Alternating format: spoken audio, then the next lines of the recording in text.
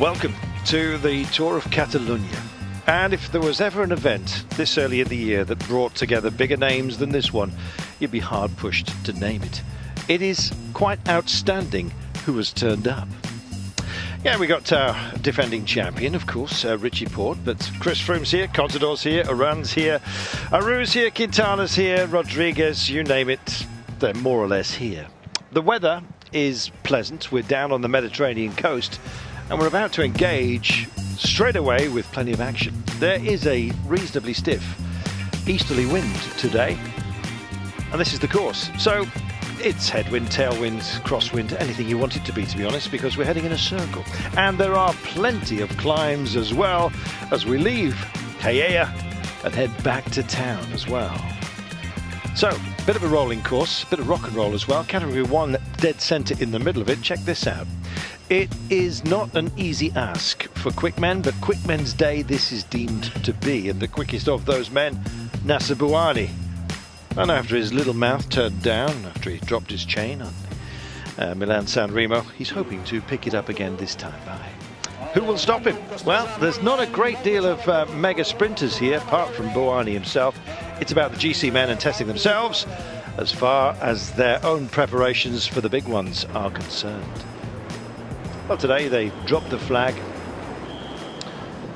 and away we went. And here we are. This is our finish line today. There's the 96th Volta. Number one is Richie Porte. What a team BMC have got with Philippe Gilbert here, TJ Van Garderen as well. And don't count out the likes of rock and roll and big punch-up guy Rowan Dennis. It's Yves Ledenois has got a terrific team, and BMC are here to do some serious damage. Their problem, of course, is everybody else who's turned up for this one.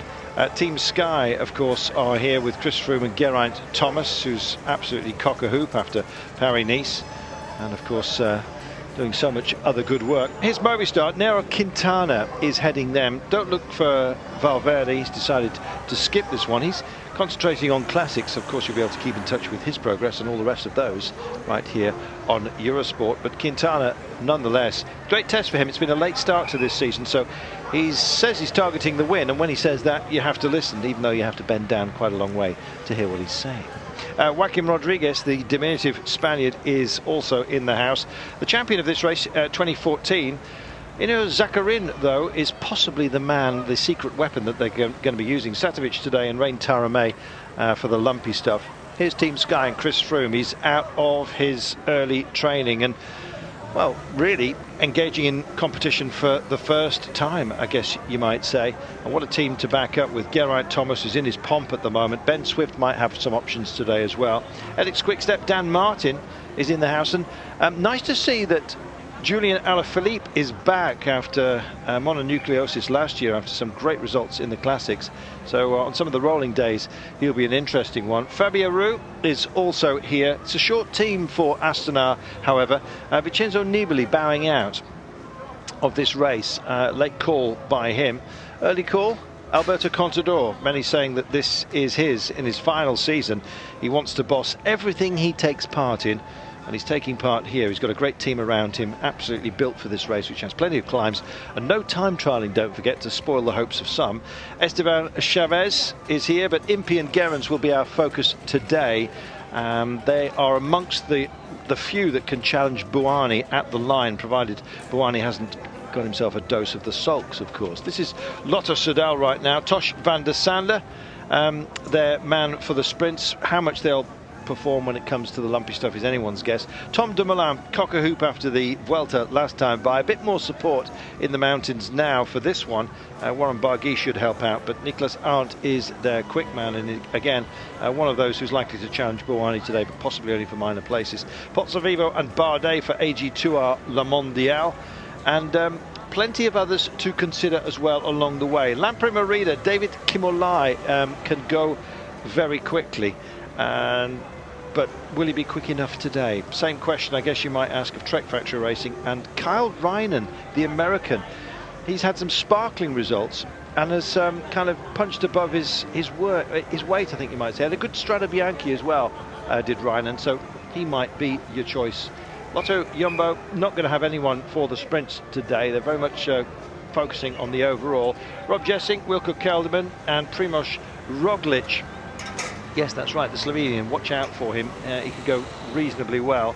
Interesting, Francis de Jure. They've sort of sent a raiding party here to Spain. They got Lorenzo Manzin, who's quick, but Kevin Retzer is often quicker. I often see Kevin Retzer leading out other teammates and then wondering why he hadn't just gone for it himself. So it'll be either one of they today. As far as Cannondale are concerned, really thinking about the long picture and the overall with Rigoberto Urán, David Formolo, Michael Woods as well. Now he's a former runner, so he's swapped his soft shoes for his clip shoes. Good in the Tour Down Under, and he could be a surprise, the young Canadian, so watch out for him. Van Genekten, a sprinter for I Am Cycling. All right, Maddie Frank, Elmiger, you know, it's sort of a rolling team, let's put it that way. I'm not expecting too much glory from I Am Cycling. Dimension Data, it's got Igor Anton and Mohawi Kudus that they're thinking about for the overall. And Kaya Roral, one of our pro-continental teams, of which we have 6 here. Carlos Barbero, I think their best hope, going for it today. Barbero had a crash on the Etoile Bessèges, so we'll see whether he's managed to pick himself up off the deck. Cofidis are here, and suddenly our roll through of the teams has actually halted at long last. I think they were just checking that Nacer Bouhanni has actually taken the start. He has. He's in a happy place, apparently, so woe betide everybody else. Borut Bozic and Jeffrey Soup with his magnificent beard. The luxury face of Jeffrey Soup will be to the fore, and we'll see whether Nacer Bouhanni delivers. It would be strange if he didn't, quite frankly, because he's climbing well. Rebel in Disguise leading out Sprandi Polkovici. Ron Pot, take your pick. Hub Doin, according to Magnus Baxter, who we'll be speaking to in a moment, is their chosen man for the sprints. We've got Verva as well. Again, anybody's guess, I guess, for the mostly Polish teams. And Wanty Group Gobert, watch out for Gaetian Byler today, but Gasparotto is their chosen man. But if Byler gets the free pass, he might just go for it. So there we are, as Wanty spins out, it gives us a chance to spin over to the live and finally bring in Magnus Baxter, who's been sitting here extraordinarily patiently while we've been going through everything. So 3 riders up the road. We've got Luis Mas of Kaya Roral, we've got Cameron Meyer from Dimension Data, we've got Boris Dron of Wanty Group Gobert, and I think you can see, Magnus, why we're not hooking up with them just yet, because we have some technical problems with the relay. So as Vera and Paolo wait for the arrival here, I'd like to welcome you, Magnus. Just say hi. Hi. Yeah, you know Magnus is here. Yeah. Finally, we've given up the ghost. We're going to take a break, try and nail these pictures together, and then we'll be back. Welcome back. We're checking out our breakaway from a little bit earlier on today. We've got some problems nailing some pictures together. They've tried everything they possibly can to help matters, but it's just not working for the time being. I'm hoping that they do settle it down, to be honest, because otherwise it's going to be a very, very short day, and Magnus has only said the word hi so far. Just waiting for our family to all come back together, and then we'll be underway good and proper. So just bear with us, please.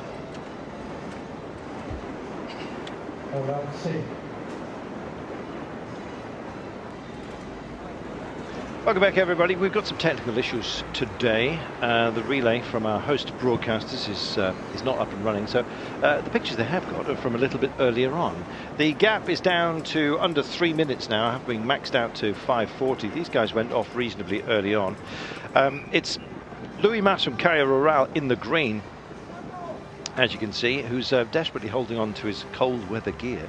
This is the finish line, so at least we'll have these pictures for you when they finally come into town. Cameron Meyer has made it up the road as well for Dimension Data, and Boris Dron from Wanty Group Gobert. Magnus, it's always a pain when you can't see the action, but we've got 3 decent riders up the road at the moment, and they've had some decent results throughout last season and before.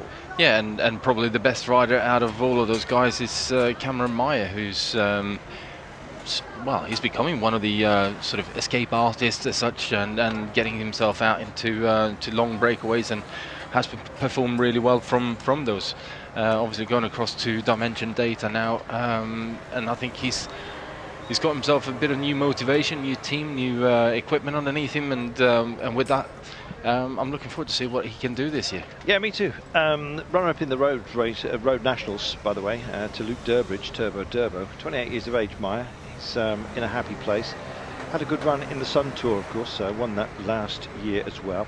We've also got Louis Mas. You may remember him in Istanbul, in the finish between the two mosques in that square. The little kick-up, his team mobbed the corners, and he beat Cav, which is a big scalp. Whether Louis Mas will be able to do so again today, I'm not sure, but there is our Louis of Caja Rural, and they're joined by the only unmentioned rider so far. There he is at the back, which is Wanty Groupgobert's Boris Dron, 28 years of age. He led the King of the Mountains competition in the Tour of Luxembourg back in 14. And, you know, he's a solid worker within a team that often like to punch above its weight. But clearly still got some issues, Magnus, so we're going to shoot the breeze, not only with those at home. By the way, if you'd like to have a brief chat with us, and the way it's going, there's going to be plenty of time for this, it's at Carlton Kirby, or at Maggie_PR, as in Paris-Roubaix, as opposed to anything else. So yeah, if you'd like to have a chat with us, then that would be great. I see that Tim Barthorpe is happy. He's got his skillet out. I don't know what he's frying up for us, but he'll tell us later. So Calella, and in a looping course today, and indeed 5 climbs to be dealt with, of which we still have 2 remaining, and we are hearing, finally, we've got some pictures for you. Oh, that's nice. There we are. In fact, we've got 3 climbs. We're just heading to the peak of this one. It's the major climb of the day, the Col Formic. Thank heaven. You join us on the 96 Tour of Catalunya. We've got 3 riders in the breakaway. Cameron Meyer, Louis Mas, Boris Dron. Dimension data Caja Rural, a Wanty Groupgobert. It's the Wanty man who's at the front at the moment. What do they want? A category 1 climb, that's what. They've already taken the intermediate sprint, the first of the 2 that grace every single day, sharing 3, 2 and 1 bonus seconds. Can they, will they go all the way? Unlikely. 1 minute and 40 is the gap. It was 5:40 not that long ago. Breakaways have made it in the past. Albacini did it like that on this stage in 2012. But honestly, hiding to nothing, especially with the quality of the chasers that we've got here. Movistar working for Quintana, Sky working for Froome, Tinkoff working for Contador. As soon as you start saying those names, and then you add in Richie Porte, Joaquim Rodriguez, Fabio Ru, you know this is a quality race, Magnus Baxter. Well, it's probably one of the best Volta Catalunya start fields that I've seen in my career, and I'm really looking forward to see what the guys have done over the winter and how well they're coming prepared into this race. So I guess it's going to be a bit of a test for all of these big names to see how they compare against each other before they sort of head back into another block of training before they start racing getting ready for Giro d'Italia and Tour de France ultimately. Well, we've had a bit of a hiatus for some of the big stars. Nairo Quintana has been basically anonymous. He's been absent. Likewise, Chris Froome.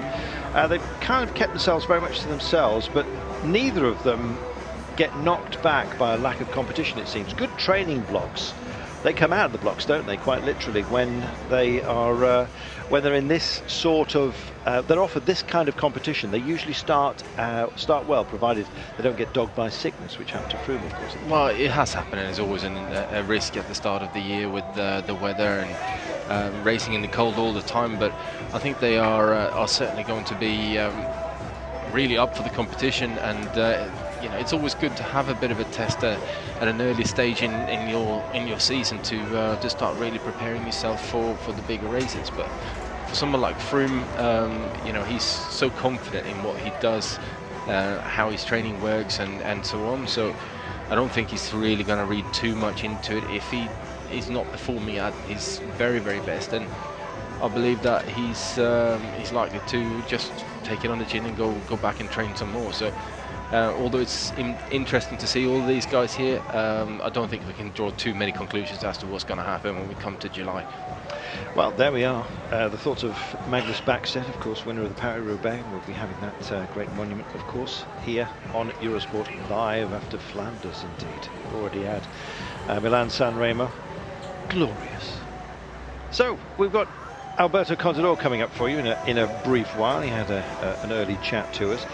Just seeing Cannondale showing their nose as well. Early pride at stake. Rigoberto Urán, he's gradually dropped off people's radar, but don't let that fool you. Rigoberto Urán can go very well. He's got David Formola and Michael Woods as well, the former runner from Canada, who had a great tour down under, great in the Algarve, Utah, and he is kind of an unknown quantity despite those good performances. Can he sustain it? And they're saying yes, he can. So if it's not Urán, it might be Michael Woods, the Canadian. Right now, 57 kilometers to go. We'll be peaking out up the top of Col Formic in about 2 kilometers time. Not that long, and it does ease up as they go by a fake sumo. It's 9.3 kilometers in length, maxing at 9%, but they've already dealt with that, and almost a benign 5% as an average. As soon as they come over the top here, I don't think this is going to be a leg killer for many of the sprinters.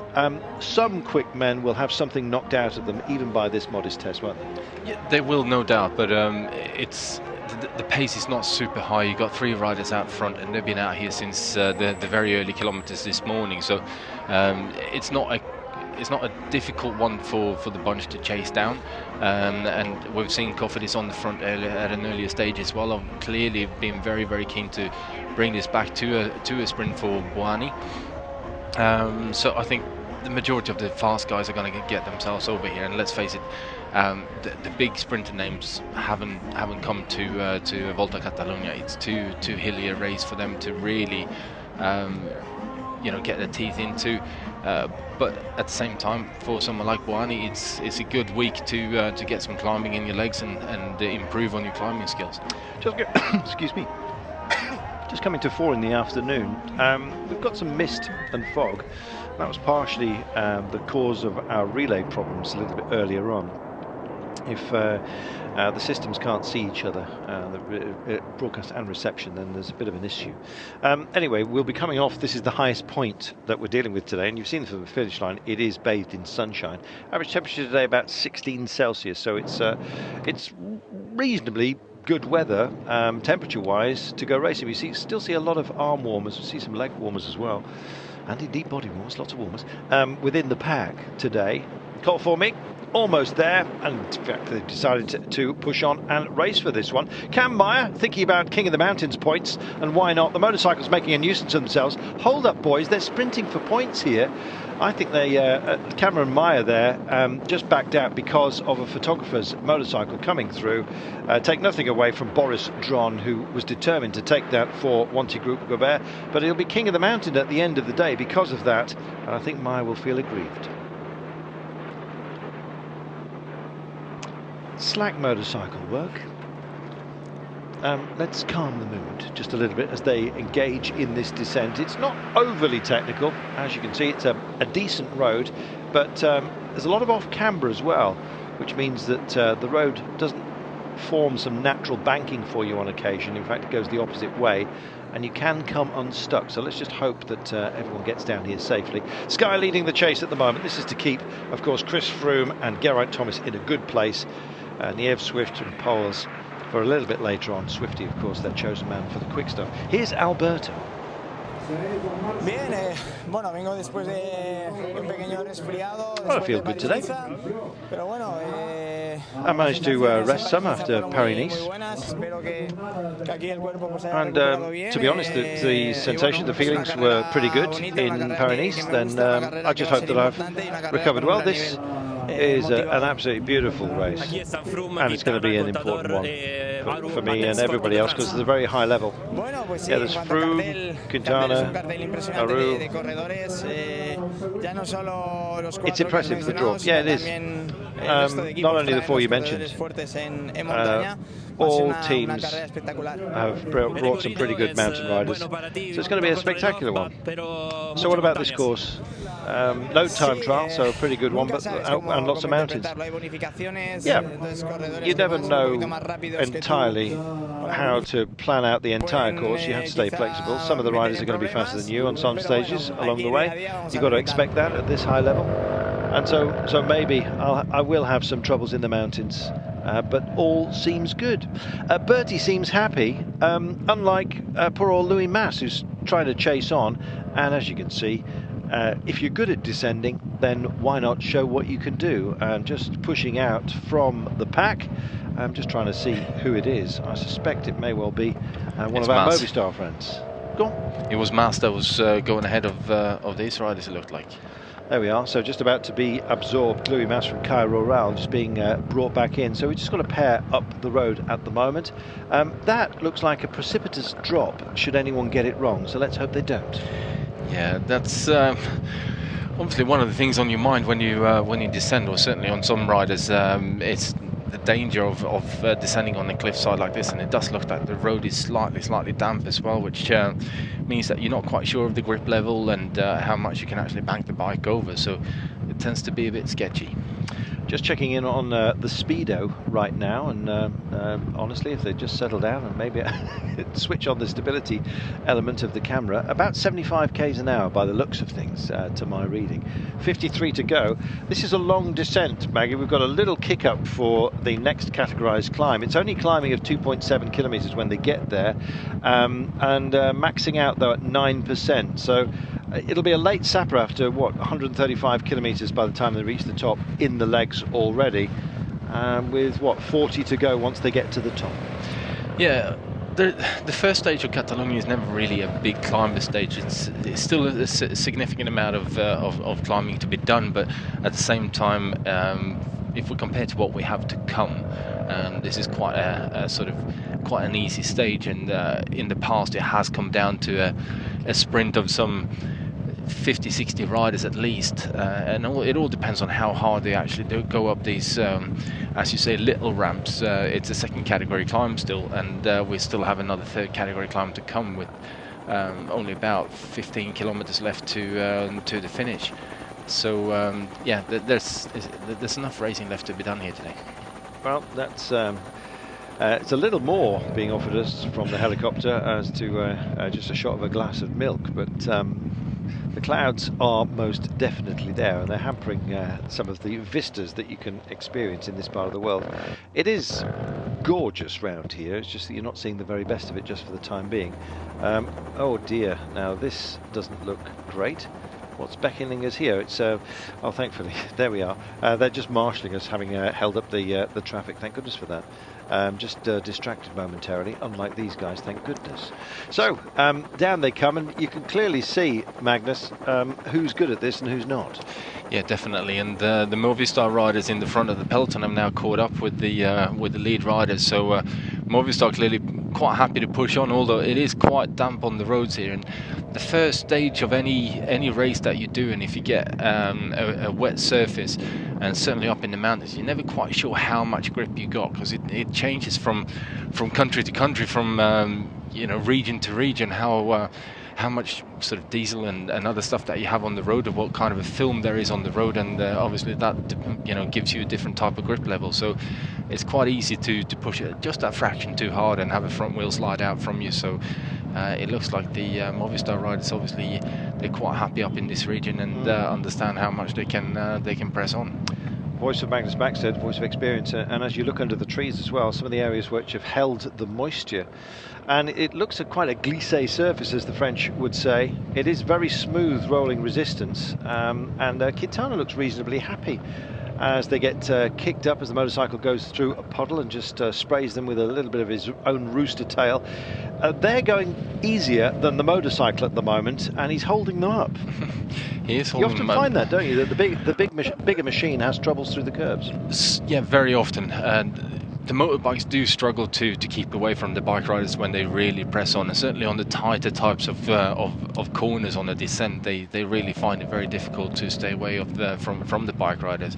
Add the somewhat slippery conditions here, and it's not easy to hold that motorbike upright either. No, and thankfully we are indeed getting some decent shots relayed now. As you see the clouds just breaking up, it looks like almost a volcanic scene, does it not? 50 kilometers to go then in this, the 96 Tour of Catalunya. No great names for the time being on your screen, but you'll be seeing plenty of them as we have plenty of mountaintop finishes. It's probably worth going through the course, to be honest. The explosive day is going to be day 3. We've still got climbing tomorrow, and we had a category 1 which we're coming off right now today. So racing right from the off, no prologue, no time trials of any kind. Just proper rolling terrain and indeed some real tests. The big one is stage 4 as we go to Port Ain, which many people know. That's the only day where we have especial climbs. I'll wipe the screen. We will be finishing on one of those special categorised climbs. It settles down to vals and gives the rollers a chance again. Likewise on stage 6, but Barcelona has 3 category 3 climbs at the end on a circuit of which you have to take 8 times in the latter part of the course. So it really is a very good test bed, this, to see how your form is coming out of the winter, and those who haven't actually measured themselves in competition just yet will gain a lot from this.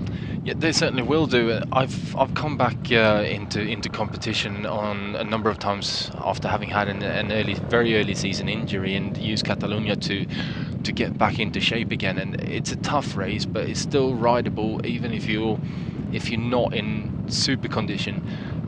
Although it does help when you've got the nice light legs to go uphill. But there's many different types of riders here today, just or in this race. Just to some looking for condition, some effectively looking to win the race, and others are just here to just keep on putting the miles in for a much later objective.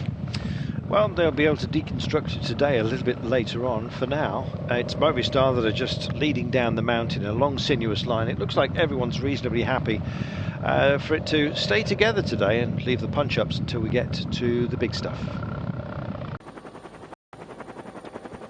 Welcome back. Oh, a little kick at the moment. A little kicker just before we take on our penultimate climb of the day.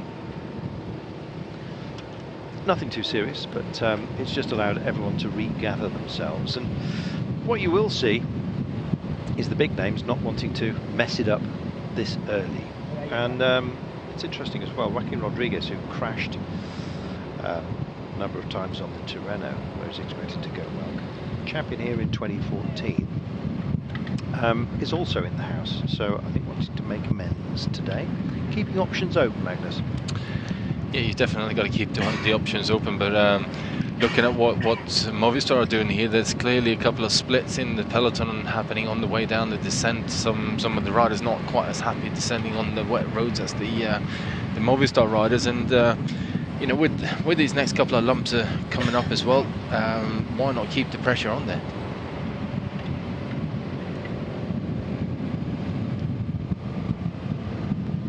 Welcome back. We've just taken a little kicker as we head to the penultimate climb of the day, the Alto de Montseny. Just a climb of 2.7 kilometres, but it does max at 9%, so its average is 6.8.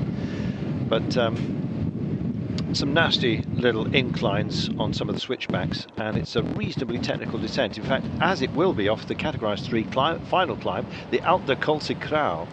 That comes with 18 kilometres to go. The climb that they're just about to engage with right now peaks out at 39 k's from home. So a technical descent at the very last with a flat 8 k's to home, but it does, flattish I should say, it does roll, and it could get a little bit spiteful late on. Here's Warren Barguil. Ouais, ça va, ça fait bizarre d'être là, c'est... Yeah, I'm okay. It's a little bit strange, to be honest, to be here. It's not like I'm afraid, but it's been a long time waiting for this.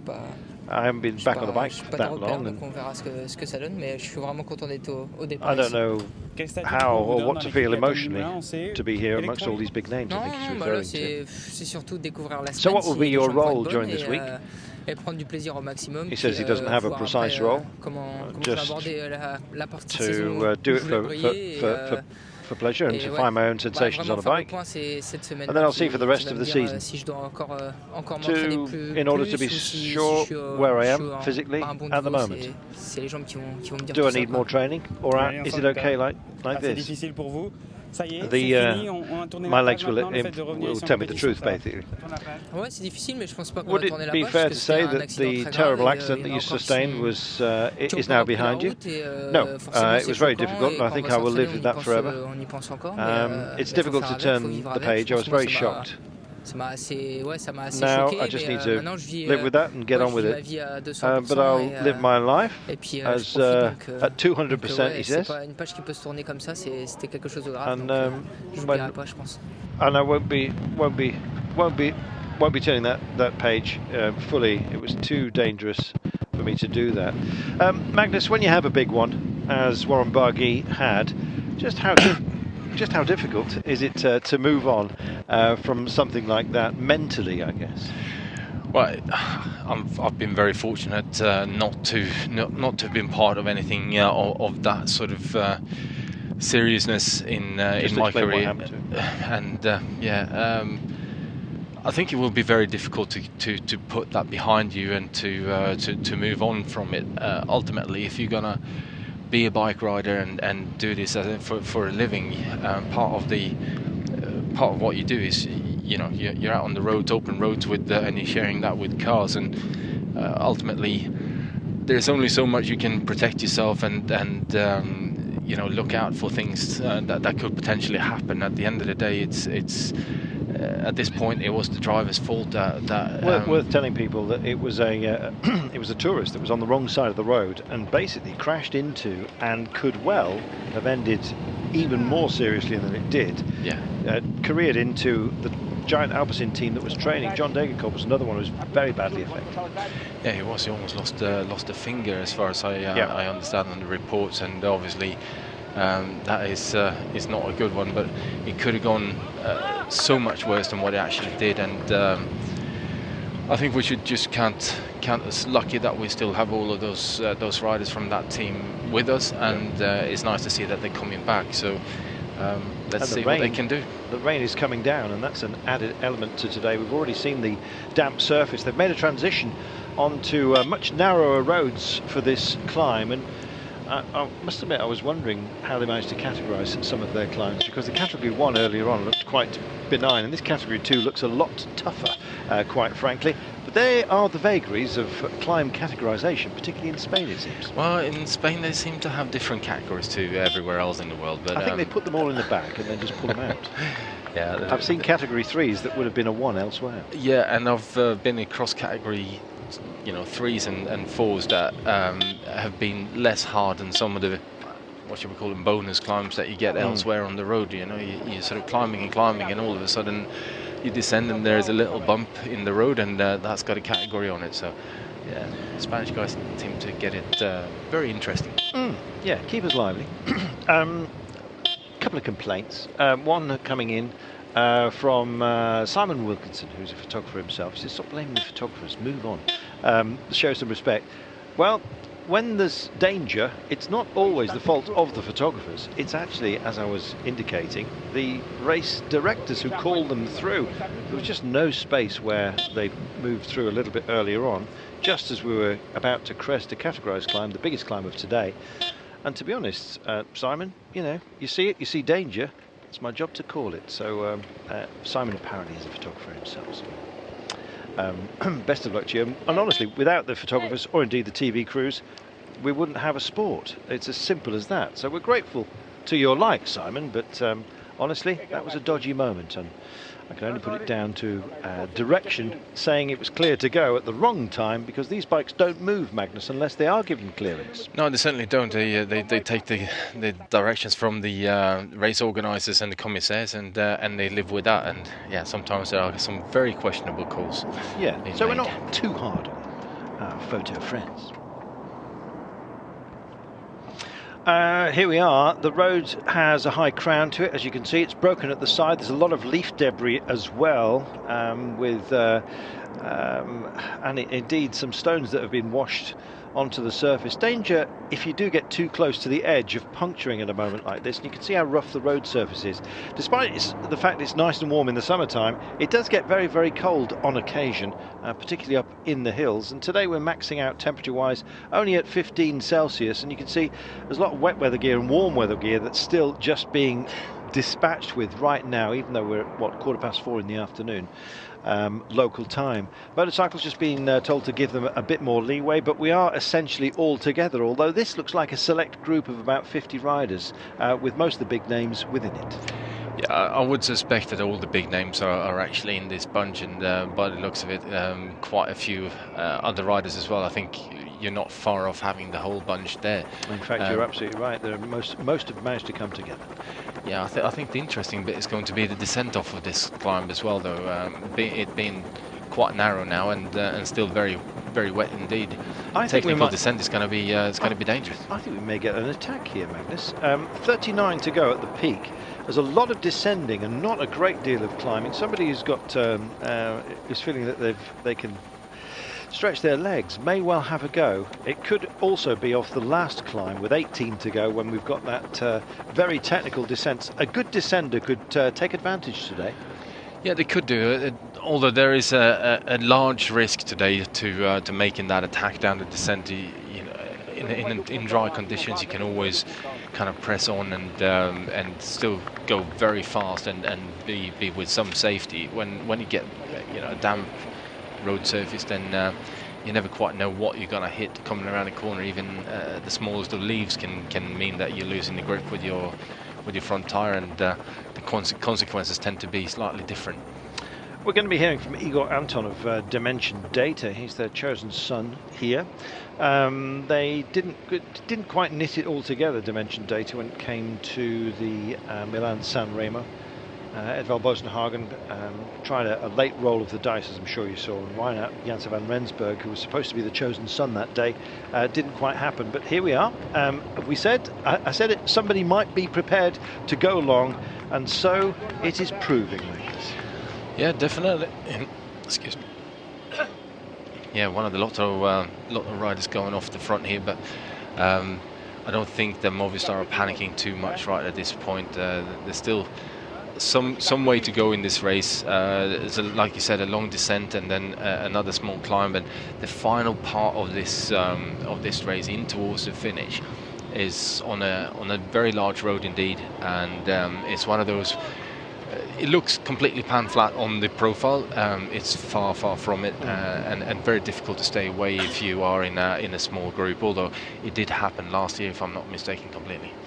Well, it's Verwijk who's decided to shake things up just a little bit. Tosh van der Sande will be their chosen man today, but I thought that somebody may well decide to go long, and Verwijk is thinking, well, if it's going to be somebody, why on earth shouldn't it be me? And well, he's absolutely right. If you don't give riders enough respect on a day such as this, you can get bitten. Albacini it was that went solo from a very early break back in 2012. He made it stick. 2013, that was Meersman from a quality group of riders. I think Wiggins was in that group, as well as Dan Martin. That was in 2013. So before Dan really sort of shone in our collective consciousness, although he was having some spectacular results, as I'm sure you know. A great classics man down, he's here as well, we remind you. It was a bunch sprint in 2014, and it was Petersky from a breakaway last year. So breakaways can go long or short, but we've had just about everything. With the bunch sprint was taken by Mezgets, by the way, in 2014. So here we are. He's about to find his descending legs, and I think that tick is just slightly out, by the way, by about 1,500 metres as we stand. And so he is away. What sort of gap will he get when Movistar decide to turn it on? And we know how slickly they can descend, particularly on a surface where you actually know it, and that counts for an awful lot.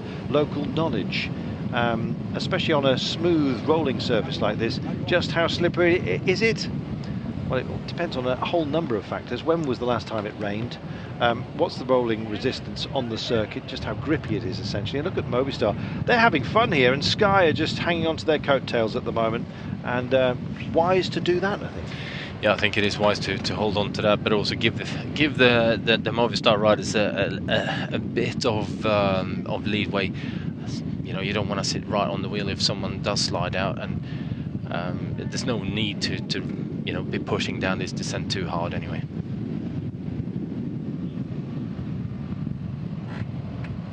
Verwijk is taking it very carefully. He's keeping that bike as upright as he possibly can through the curves. So now just driving into one of the flatter sections. When you don't know the road, and to be honest, on a road such as this, why would you? Even with the best deconstruction of the day by hopefully one of your team members, you can't actually know every single road, even on a 7-stage race, can you?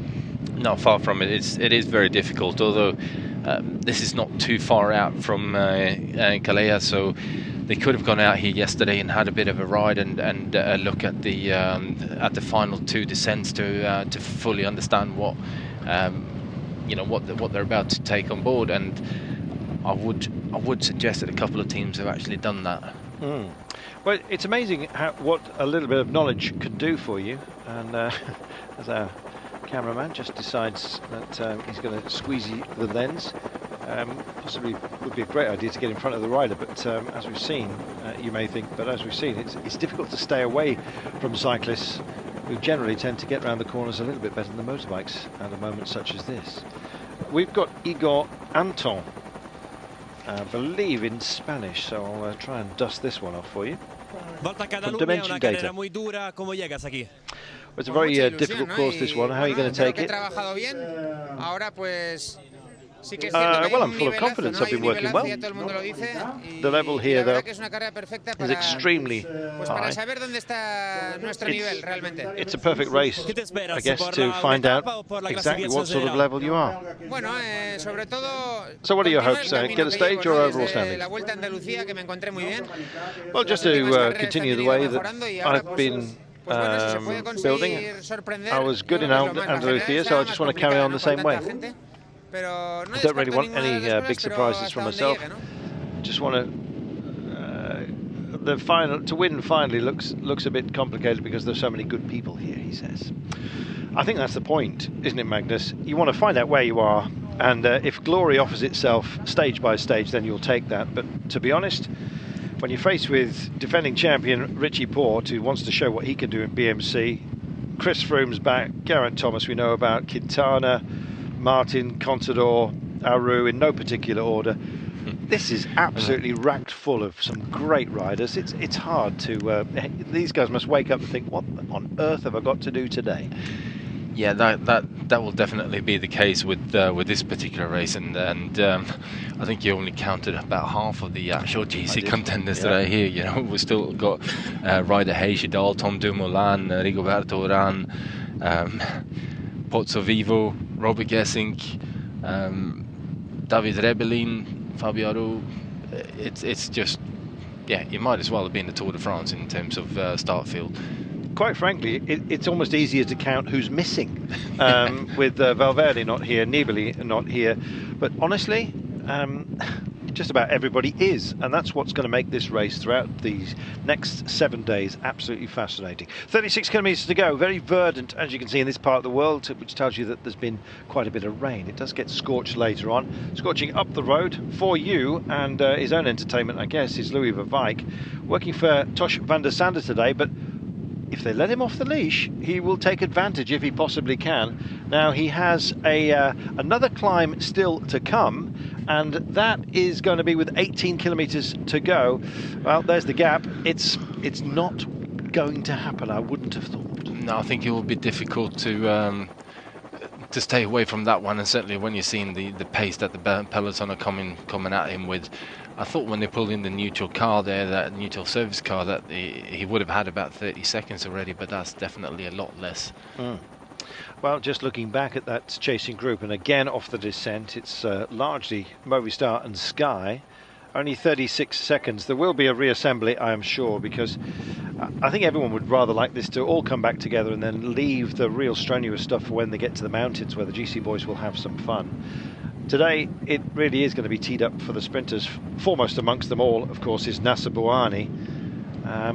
So we'll see how Nacer goes, shall we? Whether he's managed to cheer himself up since the Milan-San Remo. We're going to take a break, however, and we'll be back in a moment.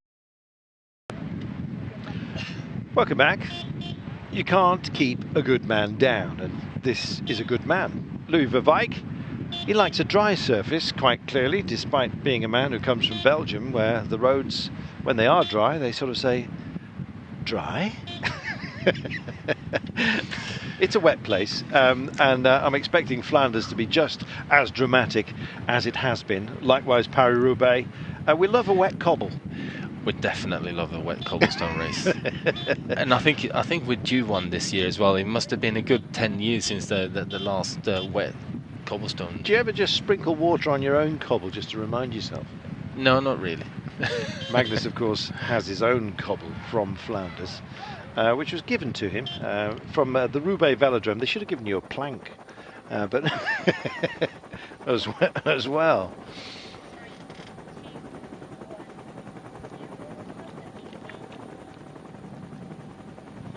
31 kilometres to go. Vivek is off the leash just a little bit. Looks like everyone eased up while they wanted to reassemble themselves. There was too many lonely figures, and it would have meant that Movistar would have to drive it all the way to the line, which they were not given to do. They wanted to lead down the descent because they're pretty good at it, know the surface, and Sky were happy to sit on and just be guided down, quite frankly.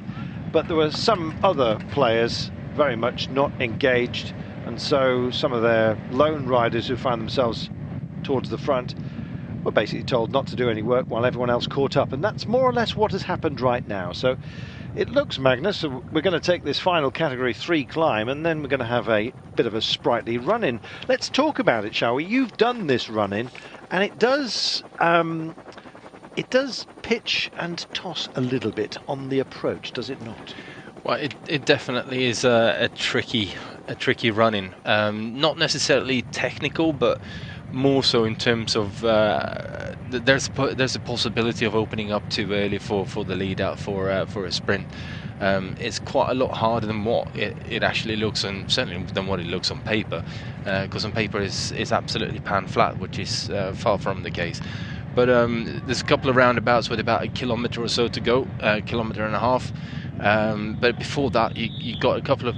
It's quite a large road that you're coming on, and there's a few ramps there which, you know, they don't look an awful lot to the eye, but they certainly leave quite a big dent in your legs after having to go up them at the pace that you have to stay in position, to hold your position, to make sure that you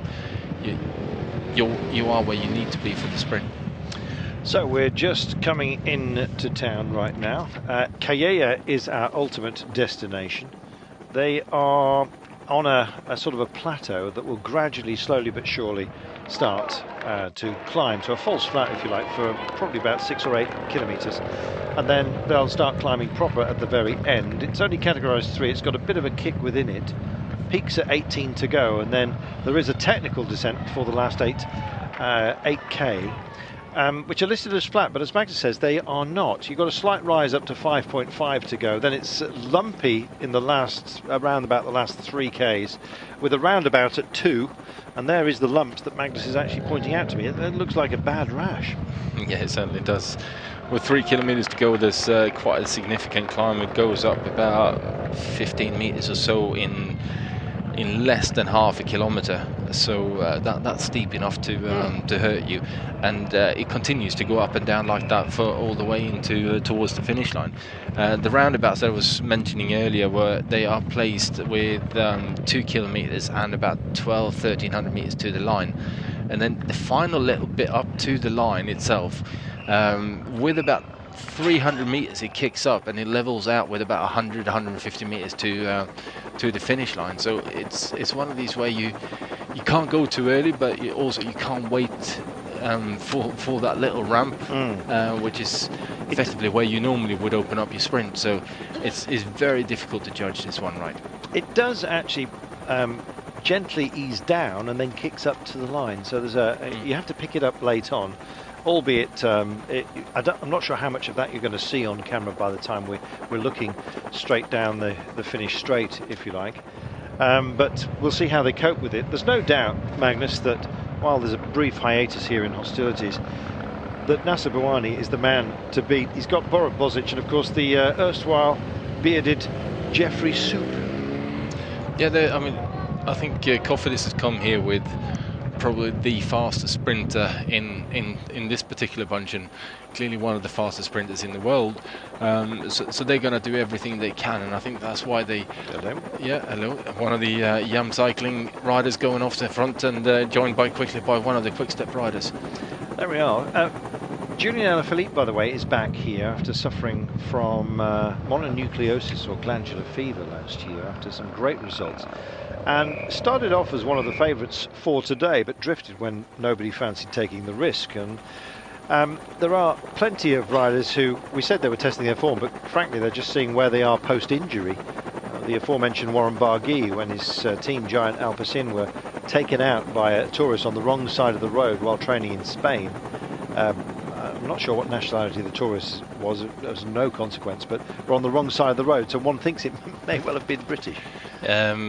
From what I've read somewhere, that it was a British driver, but there we are. So I'm not 100% sure. So yeah, not a happy thing. 30 seconds. Well, he's managed to pull out another 10, so he did go long. We said the penultimate climb could be a launch pad, and he decided to light the touch paper. Will he make it? I think it's a tall order from here already. It all depends on what time gap he has when he comes down off the next climb. With about 5 kilometers to go, so then you can start worrying about it. But he's going to need a significant amount of time to hold off on that final big road run towards the finish. Well, it's been done before, and indeed from this kind of distance, but with the quality of field we've got, and in fact 10, 6 and 4 seconds bonus at the line. If they believe that Verwijk is going to die later on in this race, they might just let him have some fun, but honestly I think the sprint guys, this matters too much. And Bouhanni, he needs cheering up post Milan-San Remo, does he not? Yeah, I think he does quite a bit. It was a very unfortunate incident for Bouhanni, because I think he would have had that if he'd managed to, well, if his chain had stayed on the big chain ring. But unfortunately, it seems like he's having quite a few little incidents like this, and he throws the toys out the pram a little bit too quickly. He does. He leans on his team, and he does the jabby pointy in the finger in the chest very well indeed. He is a kickboxer, we remind you. That was his chosen sport before he took on cycling, and I think he carries a bit of the mood sometimes with him, and he is hard to cheer up. And they're actually saying that if he doesn't, if it's not going to be him, then Bozic and Jeff Soup might actually have a chance today. Magnus, we've got some pursuers here. Yeah, it looks like we've got 4 riders just going out of the peloton and setting off in pursuit of Verwijk. We've got... Well, foremost amongst them from IAM is Matty Frank, who is extraordinarily handy. Likewise, we've got Brent Buchwalter, the American, and number 43 here from Ethics Quickstep is Maxime Bouet. Now, this is a quality set of chasers, to be honest, and it requires a response from the pack. Yeah, I think it does, but at the same time, you got the whole of Team Sky, you got the whole of Movistar. I think they're in control of the chase, but nevertheless, with someone like Matthias Frank out there, you don't want to let him get too much distance, because he's a very capable climber, and with that, giving him 15, 20, 30 seconds head start when you start heading up into the big mountains, he would be capable of potentially holding on to the overall. So, a danger man has gone up the road. First day of the Tour of Catalunya, as I'm sure you know. And when you know that this is a field that's racked full of talent, you've got to take your chances wherever you can. And that's what's happening right now. Axel Daumont is the other rider who's also made it into this breakaway. So a good selection of teams and some very good riders have been involved today. Cameron Meyer, we talked about earlier on, Louis Dron and Louis Mas are back in the pack, but Verwijk has gone, and he's being chased at the moment by Brent Buchwalter of BMC Racing, the American, Maxime Bouet of France for Ethics Quickstep in the blue, Axel Daumont from AG Tour La Mondiale in the brown with the white, brown and white, and Matty Frank from IAM Cycling. Welcome back. We have a rear assembly. As you can see, 2 other riders have decided to come and join the fun. Your Priedler of Giant Alpecin as you can see, just rolling towards the front right now. And Carlos Verona has joined his teammate Maxime Bouhanni from Etix Quickstep. This is a solid group. This is a very good group indeed. Just wonder how much time they're actually pulling out on the peloton, as Verweke still continues to work hard on the front here and is about to turn up in towards the final climb. But I guess the next couple of kilometers is going to tell an awful lot as to whether the peloton decides that this is too big a group, is too dangerous a group to let up the road. Matthias Frank, 8th in the Tour de France last year. He's sort of the great unforgotten man of the top 10. Yeah, he certainly is. I mean, he's a quality climber and has shown that on occasions before, both in the Tour and also in the Swiss races every spring. Yes, indeed. Always comes good very, very early.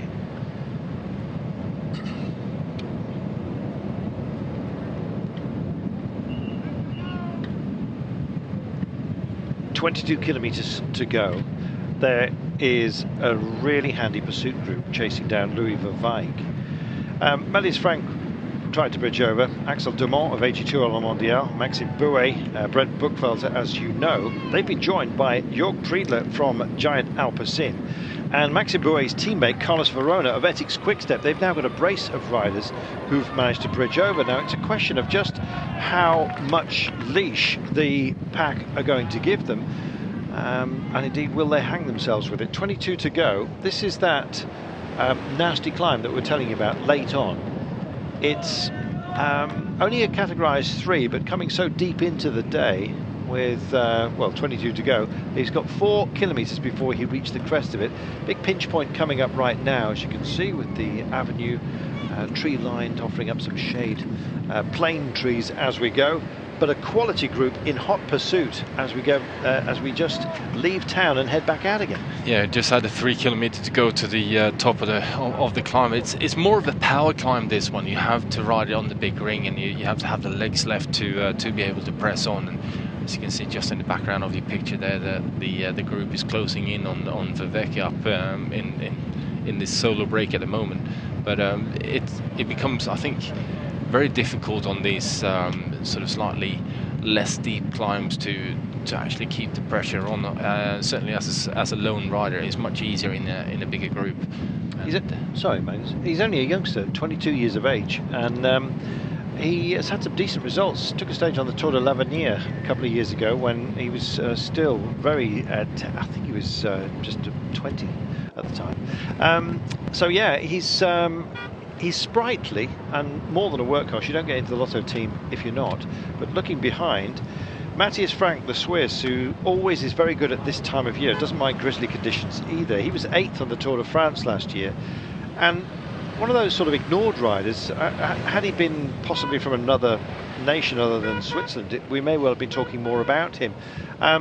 You get some very, very good riders coming out of Switzerland at the moment. Sebastian Reichenbach, just noting as well, just had a superb run last week. So yeah, I Am Cycling very much in here. You can see the red sash in mostly white jersey. Giant Alpecin are here with Jörg Friedler, the Austrian, as well.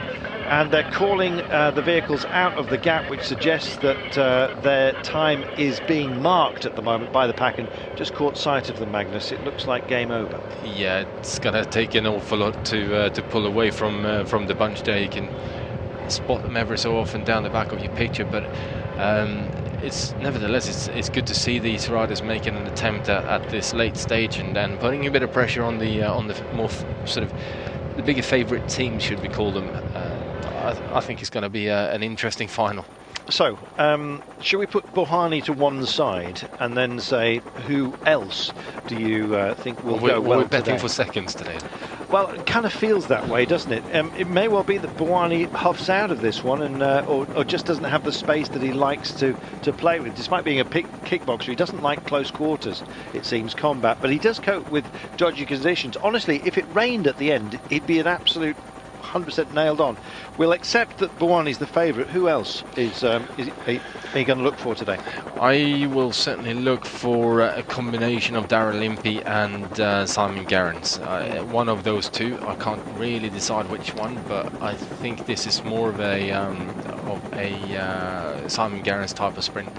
They're rolling with it here. Our breakaway are determined to just stay away for the time being, at least as long as they possibly can. That's Axel Dumont, who's just chasing onto the back wheel here of Matthias Frank. No surprise to see that Frank wants to have a go at this climb, but he may well just guide everybody around it. It's not serious enough either for him to get a big gap, but the technical descent, if you've got a good descender in here, then why not?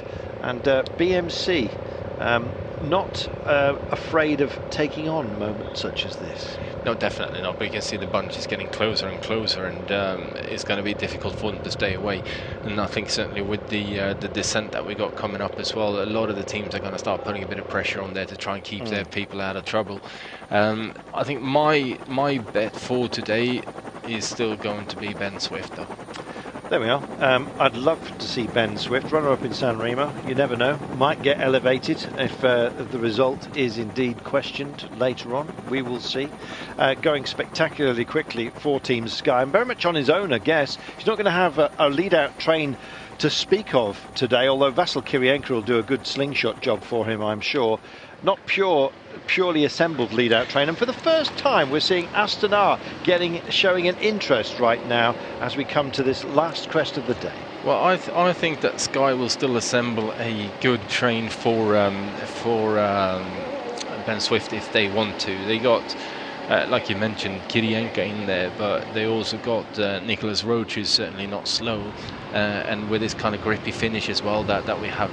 But we shouldn't forget that they got Geraint Thomas in there, who is certainly one of the strongest lead-up men, really, when he wants to be, and certainly when he decides to put his efforts that way. And I don't think that Geraint is here to ride general classification. He's here to back up his team, back up Chris Froome, and continue to build on his form. So I think you could potentially see Geraint actually give it a go again. And I guess it's going to come down to as well how much did that crash that he did in Milan-San Remo hurt him, and you know, is it something that he's still struggling with? And there he comes on the left-hand side of your picture. Indeed. Checking it out, 19 from home. It could be a long run in for a decent time trial, as we're thinking Rowan Dennis maybe, if he's feeling cheeky enough. Sky mobbing it for now. Well, you've got some extraordinary riders within Team Sky, and Vasil Kirienka is, to my mind, just one of the world's absolute great team players. World time trial champion, of course, in his own right, the Belarusian, but great at dictating pace, and this will put the hurt on some of the quick men and really open up, I guess, the door for Ben Swift. So it could well be that Ben Swift, it's his kind of day. Let's see what BMC do, and whether Rowan Dennis can manage to roll off the nose and take something. Here we are, there is the KOM dealt with right now. So we've dealt with the Col Secreal. Now this is a technical descent, where a Movistar you're asking, but here come Orica Green Edge. Now Simon Gerrans and Daryl Impey. I think I might well go for Gero today. So I'll roll with Gero, you go with Ben Swift, but we think Bouhanni's going to win it nonetheless. Talk about hedging our bets. 18 to go, sun comes out, almost poetically I think. The road is dry and we've got this run down to the coast. It's high speed, action-packed, and it certainly will be today's finish. Yeah, it's a lovely descent, this actually. It's not too many sort of super tight corners. It's one or two of them, but the majority of it is actually relatively fast and flowing. And Team Sky clearly taking the control here, wanting to protect Chris Froome a bit, and with that also it means that Ben Swift will be in a position where he can just relax. If it gets messy, anyone could be involved. Till Bonneville Gin says Gasparotto for him. Sam Weaver thinks Gianni Meersman for today. They're all good calls. Early stage prediction, Thomas de Gent, says Richard. Not sure, Richard. No. 18 kilometres to go. Van der Sande is one of the guys never that know. Tosh could do it. Yeah, absolutely. We've lost two riders, by the way, today who have withdrawn. Chris Balkemans of Lotto Soudal keeping his powder dry, I think, for when it gets grisly in the classics. We'll see. Wilco Kelderman, perhaps likewise from Team Lotto Jumbo, abandoned at 68 k's to go. I hope they're okay. There's no report of anything untoward. I think they just thought better of coming here, quite frankly, or maybe just fancied a paella. I'm not sure. 17 kilometres to go then as they come down and into town. It's this sort of sinuous run in that will give them a sense of speed. Some which of that will be shed, Magnus, as we get to what is actually turning out to be quite a technical little finish, this one.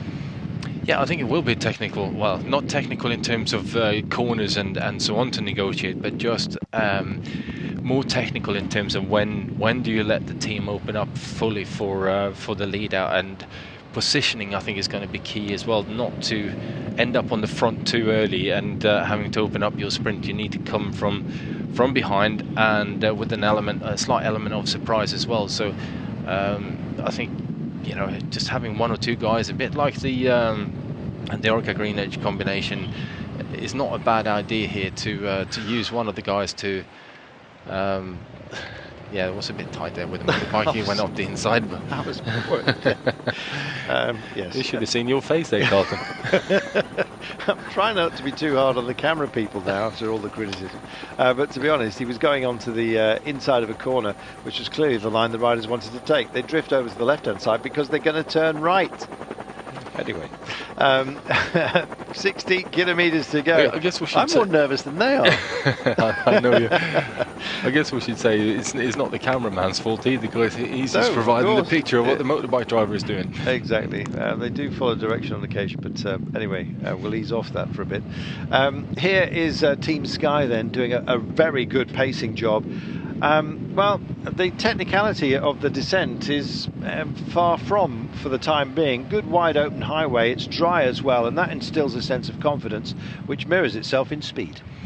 Yeah, it certainly does, and then just a little kick up here and then back down again towards the well, it's not quite a motorway, but it's certainly a very, very wide road for the final. Enough to play with, isn't it? It's enough, yeah, it's enough of a springboard provided to someone like Gilbert to have a big go within the final 3-4 kilometers to try and sort of steal the stage away. Won't be a surprise. So let's see how this one meets its end, shall we? And let's hope it's a clean one. Saint-Paul-de-Mar is where we're heading to. It's the Hermitage, by the way, of St. Paul. Moving on. 15 kilometres to go. I don't know how they know. Maybe his name is above the door, not sure. 68.25 kilometres per hour from Moto 1. These guys aren't hanging about. No, they never do. On a descent like this, you know, you need to keep it strung out. You need to be pushing on, and I mean, to me, this is the best part about cycling. Really, is just to drop down the descents like this. Just at the back here, it's Jack Haig, who's presumably done his job today, or is going to struggle to get back in. Clearly not happy descending. Maybe the grizzly conditions as well, although the Aussies always go extremely well at this time of year. They're sort of coming out of what has been a pleasant winter in the northern hemisphere. Of course, summertime for them. They are really pacing into this descent right now, and the trees still not in full leaf, giving us a clear view as we come down to the coastline here.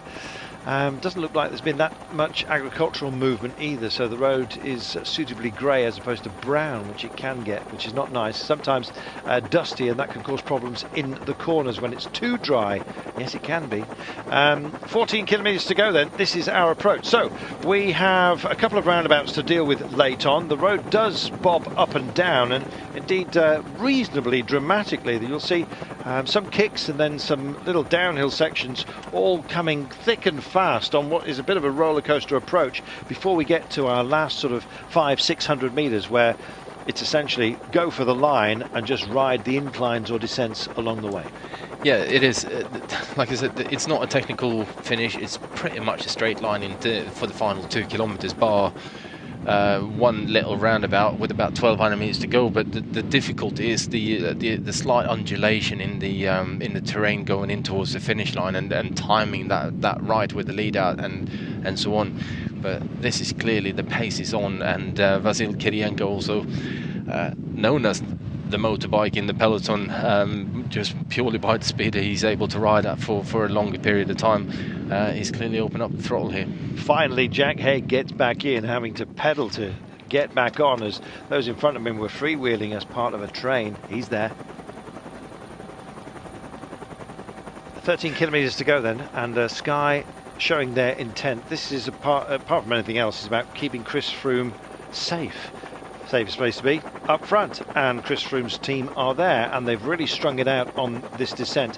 Flatter section right now as the bilious clouds still make a nuisance of themselves, albeit breaking down as we head towards the coastline. Chris Froome's had a big time of independent training, essentially, or training away from competition, more like. That never really hampers him. He always comes straight back into competition, it seems, absolutely top draw. So he starts as out-and-out favourite for this race. He was sick last year, and in fact finished way down in the 70s, I think it was. A year to forget last time by, but he's decided to step up to the mark, and he doesn't do that unless he believes himself to be a contender. And Alberto Contador has got to look over his shoulder, perhaps, or maybe it's Chris Froome that's looking over his shoulder to see Contador. Quintana, Richie Porte as well, now divorced, of course, from Chris Froome, not on with that duty now at BMC with much more of a free hand, but TJ Van Garderen within that team as well, still wanting to do something spectacular. Joaquim Rodriguez wants to keep his nose clean, having won this back in 2014, would like to do so again, but Zakharin, his Russian teammate, could well take a step forward. Massive names to deal with, plenty that we haven't even mentioned. You know, even a cheeky one from someone like Dan Martin today would be there. Would not be a massive surprise, but let's see how everyone handles it. Can't see too much of Cofidis at the moment. They have to assemble themselves and think about it reasonably quickly, because on this long descent to 8Ks out, there's a lot of ground to make up potentially. Look at the distance between front and back, even of the peloton. Yeah, and as you turn up onto the main road on the way in towards Calella again, you only have about a kilometre or so to get yourself near to the front before you start climbing on what is well, certainly with my legs it was quite a hard climb, I remembered, and yeah, so I think Cofidis need to assemble themselves and get together somewhere relatively close to the front, and I can see some red jerseys. Whether they're Katusha or whether they're Cofidis, that's a different question. Well, I'm just looking into to try and pick out Jeffrey Soup's amazing beard. How does he keep his beard out of the soup? Well, he doesn't. It's that big. 10 kilometres to go of this 96th Volta Catalunya. The opening stage here of the 7 will be in your good company, I hope, for the remainder, indeed, of this week-long event. And fantastic approach, real high speed at the moment, and they're driving into it. What about Carl Reinen? Somebody has said. Indeed, Sam Weaver says Carl Reinen. Yeah, the American is spectacular. He's been on great form as well. He had a good Strade, so he's absolutely where he needs to be. Let's see, it might be Kyle, it might be someone like Lorenzo Manzin from Francis de Jure. If Kevin Retzer does his usual lead-out job. So many different options today, and still we don't see Bouhanni just for the time being, but we suspect it is indeed he that's part of that Cofidis group that's just moving to the fore. BMC looking lively. Will Philippe Gilbert have a go? Well, if he can, he will. And Trek also just making themselves felt. That is Carl Reinen, incidentally. He's starting to move into position. He's going to have to ride on somebody else's lead-out train, and why not Sky's today? Well, Sky is definitely one of them, but I think I would probably keep a closer eye on what Cofidis are doing. Get up near the front at this moment and stay near Team Sky and the big GC teams that are clearly going to make sure that they're keeping their men out of trouble. And the only way of doing that really is by being very much near the front and sort of set up as a team. So should there be a puncture, should there be a crash or anything like that, they can actually get their GC man back into contention again. So you know, top 20 position right now would be ideal, and then just wait for the one train that I think really is going to make the difference coming in for the final kilometre and a half, and that is Cofidis. There'll be a slight rise at 5.5 kilometres to go, so they come into the rather nicely trimmed boulevards, as you can see. BMC Also just starting to mob on that side of the road, right hand side of your screen. You can see the men in the red and black. I am cycling as well with Jonas van Genechten. He's in the house as we speak, but Sky at the moment are bossing things, and finally Cofidis really do get their armoury together. The men in red, left hand side of your screen, so right hand side of the road, and you can see the bearded figure of Jeffrey Soupe looming large, and in fact he's got 3 of his teammates around him. Soup can go quickly, so can Borut Bozic, and but Bouhanni, we know, is the best sprinter here, and they're looking ominous, quite frankly. AG Tour La Mondiale also just looking to find a little bit of space. Not quite sure who their chosen man is going to be today. And maybe it's just about keeping it safe for Pozzovivo and Bardet. 8Ks to go then as they come into the sunshine. And finally we get some sharp shadows to accent the fact that the sun is at long last with us. And apparently we're going to have some good weather throughout this day. And in fact, suggestions of a heat haze. I think it may well be helicopter exhaust. Not quite sure. First of a couple of roundabouts they've got to deal with. Well, they choose to take either side of this roundabout at 7 kilometres to go. Saint-Paul-de-Mar with the aforementioned Hermitage. We're not worried about that today. Somebody's going to be praying, though, you can be sure about that, on the way in. Who is going to make this one count? There's been a little bit of a knockback in the pace, and that's because of this drag we've got. That rise up to 5.5 to go.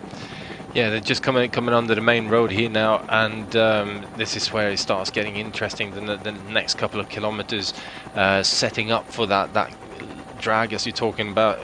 It's actually more than a drag. It's getting closer to 10% for a short period of time, and you see the position already now. The riders are starting to jostle about and try and get themselves in the right place for this particular point. It looks like Lorenzo Manzin is in fact leading out Kevin Retzer today. I don't know whether they've got swap duties or whether Retzer will finally be given his head. He certainly deserves it. Going early, Wanty Group Gobert decide to go sail into the void. Will they manage to make it stick? I'm wondering if this is Gatien Byler or B, I beg your pardon. I always give him the Flemish sounding name instead of the French. 6Ks out, it's a brave one, if that indeed is he, as they make the turn right now. Yeah, I think this is going to be very difficult to hold on to, going out like this with such a long way to go to the finish, and certainly with the terrain that we have coming up here now. But still, it sparks a couple of reactions from the peloton and puts the pressure on the rest of the team. It does. If somebody believes they can go long, they better come and join the fun if they're going to have a chance. Big curve right now. They'll take this sort of motorway loop intersection designed for you to pay a toll. No charge for these guys, but a heavy price, I'll be bound, as well along the way.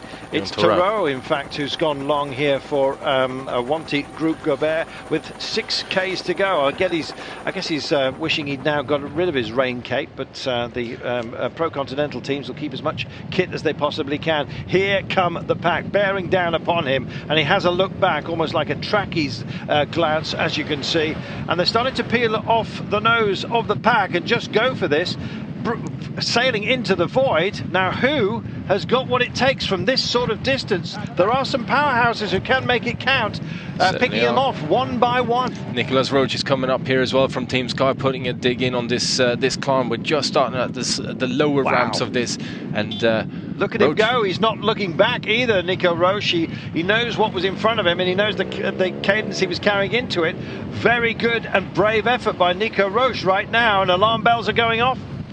Yeah, they certainly are. They have to be, because Nico Roche, once he gets to the top here, it's got a couple of more other kicks coming in, but he's certainly one of the riders who would be capable of holding on to an attack like this, and it was a very strong move indeed that he made.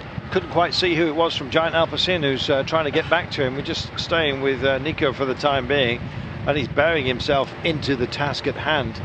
What a great early season win this would be for Nicolas Roche, who, of course, Grand Tour stage winner now, just like Dad, and absolutely heading. Of course, he's married to a Catalan, I believe, and lives not that far away, so it's very much his home race, this one. Yeah, I mean, whatever his motivation is right now, you can see the next little ramp coming up the road there now, and it's just a question of just committing 100%, because once he's done that big attack, then you can't really wait for anyone. Great time to go for it as well, as others were starting to think about assembling their lead-out trains. Sky allowed Nicholas Roche just to fracture and head away. And as we look downstairs, as you can see on the shoreline, they've got sight of him, but what on earth can they do about it, Magnus? 4 to go. Well, the only thing that they can do is organise themselves and put a couple of teams together to work together and try and bring Nicholas back, because with these little ramps coming up, and certainly by the looks of the attack that Nicholas made, he's gone very well indeed. But it's looking like a few Tinkoff riders are now getting to the front as well, together with the Movistars. Tinkoff working for Matteo Tozzato, although of course to keep Alberto Contador keep his nose clean as we head for the mountains now. Nicholas Roche can climb, as you can see, and he's got a decent pace about him. Not a bad time trialist either on the run-in. 3 kilometres to go. He's still got the belief. Mouth agape, as you can see. I'd love the camera just to switch round and show us how close the pack are to him. I imagine that they are pushing into the gap as we speak, as the roads will beckon and get a little bit more technical. He's holding the gap, at least for now. It'll be the 2k marker next time by, if that ticket is correct. He just comes up and over the ramp. The last lumps around about the 3 kilometre mark, with 2 Ks to go. He's going to hit a roundabout, and it's a pretty technical one. If he can sail round that as the road rises and falls, he might just have a chance. But Cofidis are up towards the nose, and it's only 12 seconds with 3 to go. And here comes the bunch as well. They've really got themselves organised at the top of this this final climb, and they're now just kind of playing cat and mouse with Nicholas Roche. Although Roche is certainly going strong out there.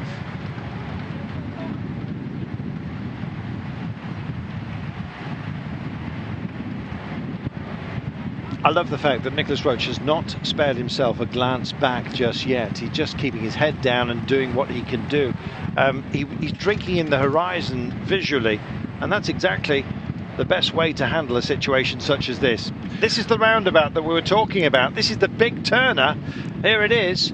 So the next roundabout he'll have to deal with will be slightly more technical, slightly less technical than that, but that didn't look too bad. He's into Calella, 2 Ks to go. Camera pans round, and there is the mob. Now he's got a chance, but the speed of the approach is absolutely huge. The foreshortening of the camera doesn't really tell you, but that towards the front is Orica Greenedge. Impey and Gerrans are starting to get into their position, and so is Cofidis right now. Here we go. It is going to be a grandstand finale, I believe. Yeah, definitely. Cofidis are making a move up towards the front and trying to organise themselves on the right-hand side of the road there, not to be mistaken by Katusha, who's got a very similar outfit this year, but Ethics Quick Step are up there as well, challenging for this. Big look over the shoulders. This is that roundabout that we said that he had to deal with, going straight on. It's dealt with, but so unfortunately for Roche is he. Tinkoff at the front, working to stay safe, but maybe for Tozzato, we'll see. But just looking a little bit further in, you can see there's a big assembly here. Setovic is here for Team Katusha. Some big men, certainly. Gianni Meersman is also in the house. Katusha in the red, Meersman in the blue. Locked in on the other side is Ben Swift. He's taken to the barriers that time by. He's still got intact, and suddenly showing their nose. Gerrans and Impey in the white and green of Orica Greenedge also there. But guess who's at the front? Cofidis are starting to make moves. There's Jeffrey Soup about to take it up. Bouhanni's waiting for his chance as well.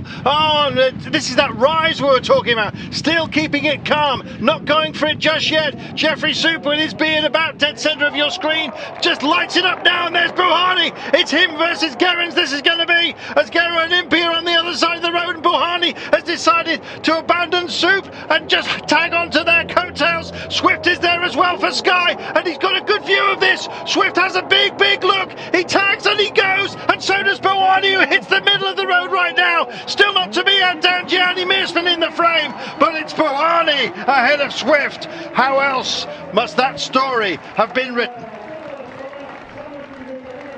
He did the job.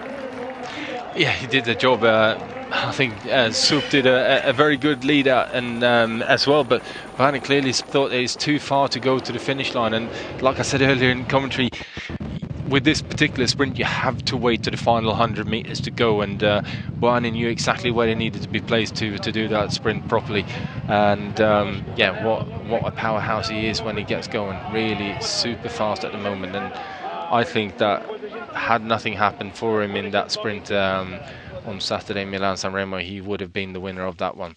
But good to see Swifty up there as well, and it looks like it is Daryl Impey coming up for, well, close call on second place there between Gasparotto and Impey. Did B get third there for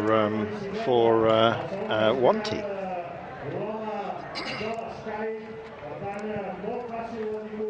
I think that might be, that's Gasparotto. I beg your pardon, it is. And good effort by Wanty Group Gobert in this kind of company, but no doubt about the best sprinter here. And he actually he doesn't look like he's taking even a deep breath, Bouhanni. His by rights, I think.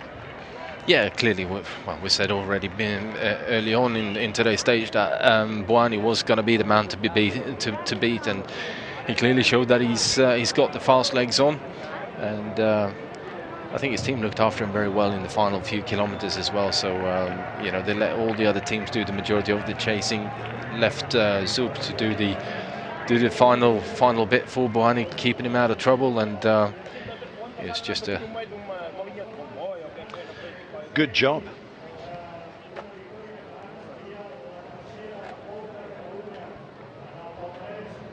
So we have our leader with a 10-second bonus. Nacer Bouhanni leads this race, maximum 6 from the individual intermediate sprints along the way.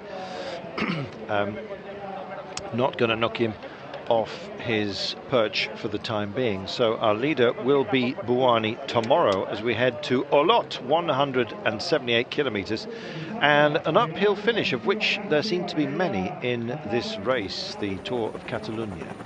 Just waiting for our official result to be placed upon that lovely vista. He's had a lot of disappointment, Bouhanni, and that was the perfect way to respond, but no great celebration from him here, no roar of delight. I think he possibly thinks that if he hadn't done it, it would have been serious implications. I think he's probably right.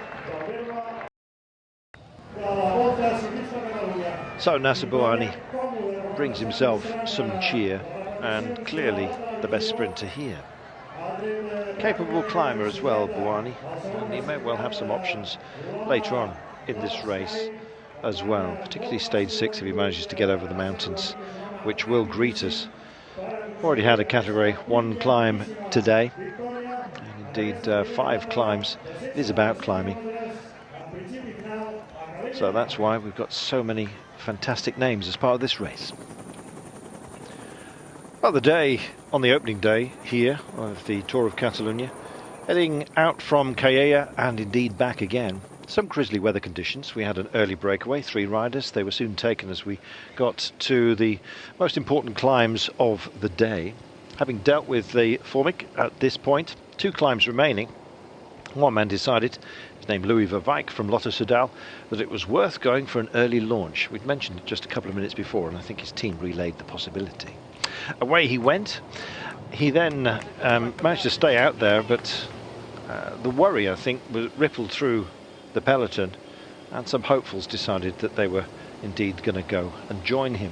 Unfortunately for Verwijk, there were some pretty handy names, and in fact too handy for the pack to allow too much room to play.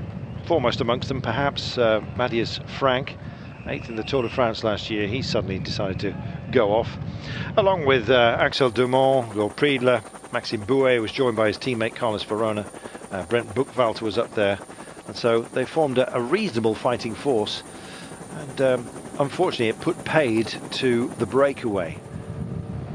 The main players who were expected to take on the sprint, assembling themselves into team order as we approached our ultimate destination. So the land flattened out. We still had another climb to go, but the breakaway unfortunately looked a little bit second-hand very early on. There was some ambition left within the peloton, and foremost amongst those was indeed Nicholas Roach, who went for a very, very late dig. Unfortunately for him, it all ran out with about 2 kilometers to go on the approach. The day, well, we had high cloud, we had some rain, some rather unkind looking road surfaces which put the frighteners on a lot of those who were hoping to make some ground on the descents. Didn't happen for them, unfortunately, and as we came into town, it was ultimately going to be about the quick men. Quickest of all of them, Nacer Bouhanni. So the wet roads gave way to dry, and indeed the sun finally decided to join proceedings, and indeed so did the quick men's teams. Cofidis getting themselves into shape and in order, and as we came into town, and Nicholas Roach's late roll of the dice, you can see him on the left hand side of your screen there, he was chased down, much of the chasing being led by Tinkoff, and so a sprint it was to be. Despite the best intentions of Orica Greenidge with Darrell Impey and Simon Gerrans, it was in the end a shootout, and Ben Swift and Nacer Bouhanni going elbow to elbow late on, and indeed also trying to join the fun was Enrico Gasparotto from Wanty Group Gobert. Bouhanni is the best sprinter here, and you can see the margin of victory was a reasonably handsome one. Sort of a workaday performance by him. No great celebrations, because there's been some big prizes he's missed out on, even this early in the season. So Bouhanni gets his result. He is this race leader. Virtually impossible for him to carry that all the way to Barcelona, but nonetheless, he's managed to get himself across the line first on a day where he was expected to, let's put it that way. So good work by Bouhanni and indeed Cofidis. And finally we have our official results for today.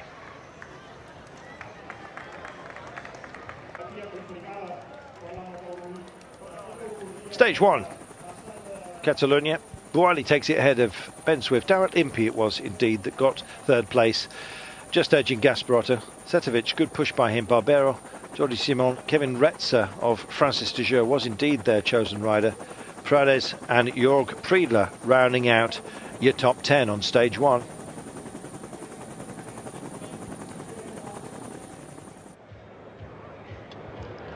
So Nacer Bouhanni is indeed the leader of most categories today, courtesy of winning that final sprint. Not the king of the mountains, however. That'll go elsewhere, but he will take the stage, and indeed the leader's jersey, courtesy of 10 seconds bonus. And I like the bonus seconds, Magnus. It keeps it alive, and it in fact adds extra weight to the intermediate sprints. Well, I think I personally enjoy having them at the finish as well. You know, the 10, 6 and 4 seconds is something that always throws a bit of an added calculation that you need to keep in mind when you're racing, and it's worth going for that extra, for that sprint for a third place, even in the mountains. I think to me it's good to have them there. Here is your team classification taken from your best 5 finishes, and it seems that Giant Alpecin are indeed our leaders. Here is our leader and indeed stage winner, however, Nacer Bouhanni. There was a sense of relief rather than huge celebration at the line, was there not? I totally agree with that. Yeah, it was more. Well, he had to win that one, really. There wasn't anyone else that. Okay, Ben Swift is clearly very, very quick, but not quite in the likes of Bouhanni's sort of capability on a flat sprint. I think Ben Swift needs it to be harder, closer to the finish, for him to really come into a zone where a lot of the climbers have sort of been dropped off already. So Bouhanni gets a picture of a lighthouse, which he'll be absolutely delighted. He's going to take primacy, I'm sure, in his gym where he does his kickboxing, and a big bunch of flowers as well. A handsome bunch of flowers, I've got to say. He's not going to have too much more fun, quite frankly. He may have an option tomorrow, but it is a very, very focused uphill run to the line. The flash graphic there, sadly I was just looking away, I missed it. Did you see what it was? No. There we are. Probably the menu for tonight, but yes, this man delivered, and he's borne the pressure well, to be honest. Not always the case with Bouhanni, I have to say. Well, we are going to get our first view of the leader's jersey, and it's going to be on the back of guess who, Nacer Bouhanni. Magnus, we've got a lot of racing to come on this Tour of Catalunya.